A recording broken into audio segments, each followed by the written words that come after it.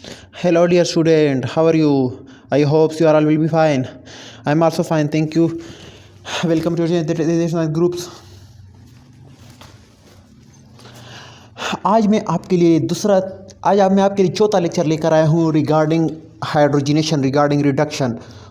आज का जो हमारा टॉपिक है वो है एक रिएक्शन आज हम पढ़ेंगे जिसमें रिडक्शन होगी और उस रिएक्शन का नाम है हमारे पास रोज़नमंड रिडक्शन। और ये जो हमारे पास रोज़नमंड रिडक्शन ही एक साइंटिस्ट था रोज़नमंड के नाम से, उसका मैन जो नाम था उसमें निक नेम उसका रोज़नमंड था, तो इस वजह से उनको रोज़नमंड रिडक्शन कहा गया। तो इस रिडक्शन में हमारे पास क्या होता है, इस रिडक्शन में हमारे पास Rosenmund reduction is actually the partial hydrogenation और पार्शियल रिडक्शन। ये हमारे पास जैसे मैंने पार्शियल अल्काइन का एग्जांपल दिया था, पार्शियल अल्काइन को जैसे मैंने एक्सप्लेन किया था, मतलब एक अल्काइन जो है उसकी हमने पार्शियल रिडक्शन करनी, मतलब उसको कंप्लीट रिडक्शन नहीं होनी है। जैसे अल्काइन को कंप्लीट रिडक्शन से अल्केन में तब्दील होता है, जबकि हमने अल्कीन पर उसको आइसोलेट करना है, अल्कीन पर छोड़ना है, तो मतलब पार्शियल रिडक्शन हो गई। इस तरह रोज़नमंड रिडक्शन में भी किसी कंपाउंड की जो हाइड्रोजन हमने करनी या रिडक्शन करनी वो हमारे पास पार्शियल होगी, वो कंप्लीट रिडक्शन नहीं होगी। और जो पार्शियल होगी वो हमारे पास इंटरमीडिएट स्टेप होगी, और इंटरमीडिएट को हमने आइसोलेट करना है रोज़नमंड रिडक्शन में। और ये बात जहन में याद रखिए, ये बहुत ही इंपॉर्टेंट रिएक्शन है ऑर्गेनिक केमिस्ट्री में, very very important use of this mechanism of this reaction. So let's start the mechanism. It is the reaction in which partial hydrogen of acid halide are occur and form the aldehyde intermediate instead of going to alcohol. हमारे पास एक reaction है organic chemistry में जिसमें हमारे पास acid halide जो है उसकी हम हाइड्रोजनेशन करते हैं। मतलब एसिड हेलाइड हमारे पास क्या होता है, जैसे RC डबल बॉन्ड OCl, जैसे किसी कार्बोनाइल ग्रुप के साथ कोई हेलाइड ग्रुप अटैच हो, that is fluorine bromine iodine एस्टेटीन and so. अगर ये ग्रुप हमारे पास किसी भी कार्बोनाइल ग्रुप के साथ अटैच हो तो वो हमारे पास एसिड हेलाइड कहलाएगी। अभी अगर ये एसिड हेलाइड को हमने क्या करना है, अगर इस एसिड हेलाइड को हमने इसकी रिडक्शन करनी है, इसकी हाइड्रोजन करनी है, और वो हाइड्रोजन हमारे पास अल्कोहल में तब्दील हो गई, तो मतलब अल्कोहल के बाद भी हमारे पास एक स्टेप आ सकता है। अल्कोहल जो है वो हमारे पास फाइनल स्टेप होगी। जैसे अल्काइन को हमने अल्केन में चेंज करना था, अल्कीन में चेंज करना था, जबकि अल्केन में चेंज हो गया, तो इस तरह ये हमारे पास फाइनल जो प्रोडक्ट होगी वो अल्कोहल बनेगी। लेकिन हमने वो एसिड हेलाइड जो है उसको बीच में रोकना है। इसमें एक इंटरमीडिएट, एसिड हेलाइड और अल्कोहल के बीच में हमारे पास एक इंटरमीडिएट आएगा जिसको अल्डिहाइड कहते हैं। जैसे अल्काइन और अल्केन के बीच में एक इंटरमीडिएट आता है जैसे अल्कीन कहते हैं। तो इसी तरह इस अल्डिहाइड को, इस इंटरमीडिएट को हमने आइसोलेट करना है, और यही हमारे पास यहाँ पर हमने हाइड्रोजन प्रोसेस को रोकना है। और ये बात याद रखें कि हम हाइड्रोजन का प्रोसेस जो है ये इंतहाई फास्ट प्रोसेस, जब एक बार शुरू हो जाए, जब एक बार अल्डिहाइड बने तो फिर अल्कोहल डायरेक्टली बनता है बिना टाइम वेस्ट किए। तो मतलब ये सेकंड जो स्टेप है इंतहाई फास्ट स्टेप है, और जो पहला स्टेप है एसिड से अल्डिहाइड को बनाना, तो ये हमारे पास स्लो स्टेप है, डिटरमाइन स्टेप है। तो हम इस वजह से ये बहुत मुश्किल काम होता है कि नॉर्मली कि अल्डिहाइड को आइसोलेट करें, या मतलब इस इंटरमीडिएट को आइसोलेट करें। तो इस लिहाज से हम इसको आइसोलेट करेंगे। रोज़नमंड ने ये काम किया था कि इनको आइसोलेट किया था। तो चलो आगे पढ़ते हैं। For to stop the reaction in aldehyde intermediate we use Lenard catalyst, as I use in partial reduction of alkyne the Lenard catalyst. Here also we use Lenard catalyst. So in Lenard catalyst palladium is barium sulfate. Palladium जो है barium sulphate में हमारे पास poison है। Barium जो sulphate है palladium है वो हमारे पास कैटलिस्ट है। तो ये हमारे पास पॉइजन है। अगर बेरियम सल्फेट हम क्विनोलिन में रख दे तो क्विनोलिन हमारे पास एक ऑर्गेनिक कंपाउंड है जिसमें 2 रिंग पाए जाते हैं, बेंजीन रिंग का। तो हमारे पास ये बेरियम सल्फेट अगर हम उसमें रखते तो ये हमारे पास पैलेडियम जो है उसकी सरफेस जो पॉइजन करेगी, मतलब वो और कोई प्रोसेस नहीं कर सकेगी। ये कैटलिस्ट जो है पैलेडियम जो कैटलिस्ट है वो हमारे पास वो फर्दर हाइड्रोजन की एब्जॉर्प्शन नहीं कर सकेगा। तो यही हमारे पास इसकी क्वालिटी है। तो जब फर्दर एब्जॉर्प्शन नहीं कर सकेगा ऑफ हाइड्रोजन मॉलिक्यूल की, तो फिर हमारे पास रिडक्शन का अमल या हाइड्रोजन का अमल स्टॉप हो जाएगा, क्योंकि रिडक्शन या हाइड्रोजन में हमारे पास एटॉमिक हाइड्रोजन ऐड होते हैं, जबकि एटॉमिक हाइड्रोजन के लिए ज़रूरी है कि वो हमारे पास हाइड्रोजन मॉलिक्यूल के एब्जॉर्ब करने के बाद बने। तो एब्जॉर्प्शन के बाद जब यहाँ पर एब्जॉर्प्शन का प्रोसेस स्टॉप होता है तो इस वजह से हमारे पास रिएक्शन मज़ीद स्टॉप होता है।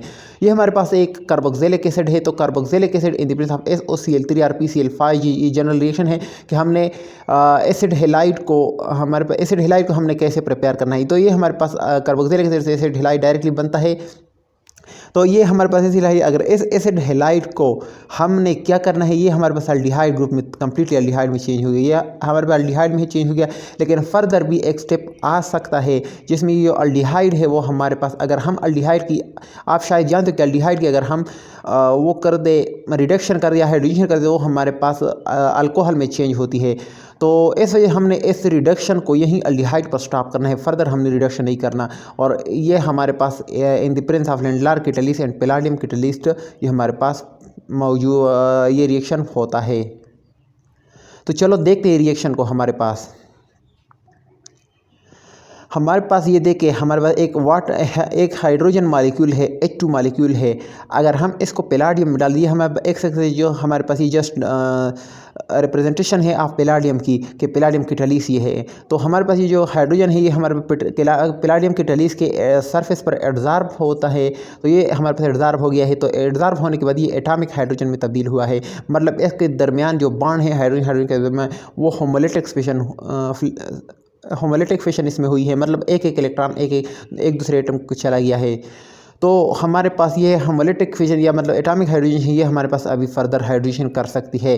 तो हाइड्रोजन यहाँ पर कैसे करेगी, ये हमारे पास RC++OCl या एसिड हेलाइड जो है हमारे पास एसिड हेलाइड, इसमें हाइड्रोजन जो है वो हमारे पास यहाँ पर इस कार्बन के साथ अटैच हो जाएगा, और दूसरा जो हाइड्रोजन है वो क्लोरीन के साथ मतलब इंटरेक्शन में आ जाएगा। तो और अभी जो कार्बन और क्लोरीन के दरमियान जो बॉन्ड है और जो इंटरेक्शन है वो हमारे पास वीक हो जाएगा, और आखिर में हमारे पास ये ब्रेक हो जाएगा, और हमारे पास कार्बन यहाँ पर हमारे पास हाइड्रोजन के साथ बॉन्ड हो जाएगा, और Cl हमारे पास हाइड्रोजन के साथ बॉन्ड हो जाएगा। तो Cl हाइड्रोजन के साथ HCl बनाएगा, और ये कार्बन जो है या मतलब ये जो कार्बोनाइल ग्रुप है ये हाइड्रोजन के साथ अल्डिहाइड बना लेगा। तो ये हमारे पास फाइनल प्रोडक्ट बन जाएंगे, और ये हमारे पास इस तरह से इंटरेक्शन हुई है जैसे मैंने बताया। तो ये हमारे पास अल्डिहाइड की आइसोलेशन हो गई। अगर फर्दर हम लेंडलार कैटलिस्ट को यूज़ ना करें तो फिर हमारे पास इसकी और फर्दर भी हमारे पास हाइड्रोजन हो जाएगी। ये जो हाइड्रोजन है इसके जो डबल बॉन्ड है वो डबल बॉन्ड जो है वो हमारे पास स्प्लिट हो जाएगा, और उसकी होमोलिटिक फिशन हो जाएगी। तो एक इलेक्ट्रॉन कार्बन के साथ एक इलेक्ट्रॉन ऑक्सीजन के पास चला जाएगा। तो यही इलेक्ट्रॉन जो है हमारे पास, ये एक इलेक्ट्रॉन जो है ये एक हाइड्रोजन के साथ अटैच हो गया, ये जो एक इलेक्ट्रॉन जो है कार्बन के साथ ये हमारे पास दूसरे हाइड्रोजन के एटॉमिक हाइड्रोजन के साथ अटैच गया, तो हमारे पास अल्कोहल बना देगा RCOH एंड RCH2OH, ये हमारे पास अल्कोहल बनाएगा। तो लेकिन अल्कोहल बनाने से पहले हमने जो इंटरमीडिएट हमारे पास जो बना उसको हमने आइसोलेट कर दिया। तो ये हमारे पास आइसोलेट है, ये लेंडलार कैटलिस्ट की वजह से, क्योंकि लेंडलार कैटलिस्ट अभी फर्दर पास रोक देगा, क्योंकि वो एडजॉर्प्शन का प्रोसेस स्टॉप कर देगा। तो ये हमारे पास ऑल अबाउट रोज़नमंड रिएक्शन। थोड़ा सा इसकी प्रॉपर्टी के बारे में पढ़ते हैं। हमारे पास जो रोज़नमंड रिएक्शन है ये हमारे पास केमो सेलेक्टिव है। रोज़नमंड रिएक्शन इज केमो सेलेक्टिव का मतलब क्या है, because of reducing carboxylic acid derivative acid halide and do not reduce aldehyde. यहाँ पर देखिए ये हमारे पास एसिड हेलाइड है। तो इसमें हमारे पास दो ग्रुप पाए जाते हैं, एक कार्बोक्सिलिक, एक कार्बोनाइल ग्रुप है, और दूसरा हमारे पास क्या है, हेलाइड ग्रुप है। तो जो हमारे पास ये जो प्रोसेस है, जो ये हाइड्रोजन है, हाइड्रोजन जो है वो इस ऑक्सीजन के साथ ऐड नहीं होता, इस ऑक्सीजन को रिप्लेस नहीं करता, जबकि क्लोरीन को रिप्लेस करता है। मतलब एक ग्रुप को छोड़ता है दूसरे ग्रुप को रिप्लेस करता है। तो केमो सेलेक्टिव का मतलब ये है कि वो हमारे पास केमो मीन्स कीमिकल, मीन्स एक ग्रुप जिसमें जो एक ग्रुप को सिर्फ सेलेक्ट करता हो। जैसे यहाँ पर सिर्फ क्लोरीन को सेलेक्ट किया है, हेलोजन को सेलेक्ट किया है, जबकि दूसरा ऑक्सीजन जो है या कार्बोनाइल ग्रुप जो है वो हमारे पास रह चुका है, वो हमारे पास। तो ये हमारे पास जो रोज़नमंड रिडक्शन है उसमें जो ये जो प्रोसेस है वो हमारे पास केमो सेलेक्टिव है, उसमें सिर्फ एक ही ग्रुप रिड्यूस होता है और अल्डिहाइड बनाता है।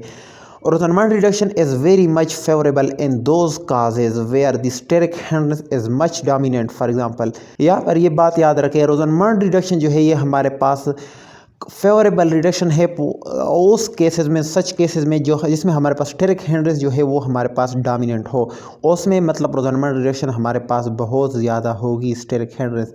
तो स्टेरिक हैंड्रेस की वजह से हमारे पास क्यों ज़्यादा होगी, ये देखिए हमारे पास एक ग्रुप है बेंजाइल ग्रुप है, तो हमारे पास ये एसिड क्लोराइड है, और हमारे पास स्टेरिकल ये बहुत है।